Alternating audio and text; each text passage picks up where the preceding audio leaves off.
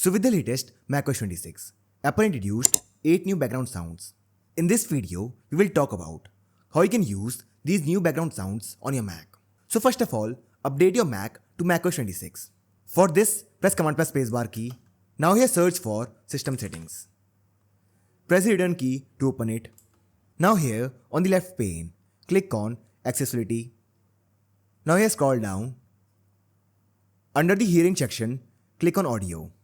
Now here you will see this option called Background Sound. Here click on Choose. Now here you will see all the background sounds. And these are the new sounds introduced with macOS 26. That is babble, steam, airplane, boat, bus, train, rain on roof, and quiet night. So let's say I want to use this one sound. So I will click on it. Now once you select the sound, click on OK. Now this will play the new background sound. So this is how I can use the new background sound on macOS 26. So I hope you find this video useful. And if you do, then don't forget to like this video and subscribe our channel.